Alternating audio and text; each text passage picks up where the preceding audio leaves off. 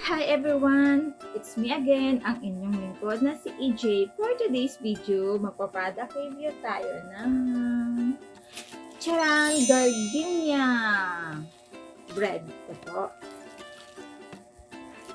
Gardenia bread classic. Ayan. Easy to open na po siya. Ayan. I-roll nyo lang siya. Amazing! Open na po natin siya. At easy din po siyang i-close. Ayan na. Paikutin at ibalik po natin yung kanyang seal. Yan. Ito. Siyempre, pag may tinapay, may kasama siyang palaman. Ito po, ang aking palaman is magnolia cheesy pimiento. Ibig sabihin is may kasama siyang bell pepper or red pepper. Yun po. Ang ibig sabihin ng pimiento. Tara guys, kain na tayo. Ay, by the way, good morning pala sa inyo guys.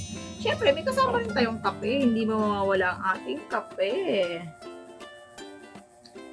Higop muna. Medyo mainit.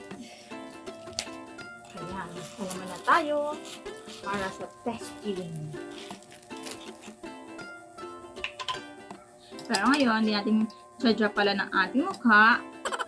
Isang magkapares lang. Pero pagkakain po ako, is patong-patong po talaga. Is mga 4 na patong, 4 na palapa. Ganyan po ako kumain. Kaya, pero ngayon, ipapakita ko sa inyo ang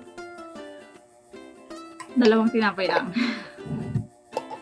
Okay? Tikiman time!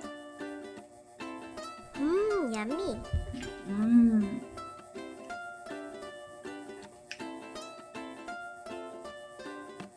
Okay guys, lagi ko naman itong titikman. Napaka-fluffy po talaga at napakalambot po talaga ng gardenia. At pwede mo rin siyang kainin kahit walang palaman. Masarap po talaga siya. About naman po sa palaman na ginamit natin na magnolia, cheesy, pimiento. Ito po ay may pagka-cheese at may halong salty at saka malalasahan mo talaga yung pepper niya, yung black pepper niya, ay yung red bell pepper, yung siling pula po yung pimiento. At hanggang mahilig po ng mga pepper, is talagang the best po ito. Masarap, medyo may pagka-salty lang po talaga siya, konting-konti lang. Kaya, tara guys, i-rate natin ang gardenia po, ang i-rate dito is talagang best talaga to is 10/10. At saka ito naman kong magnolia is 9/10. Yun lang guys. Have a great day!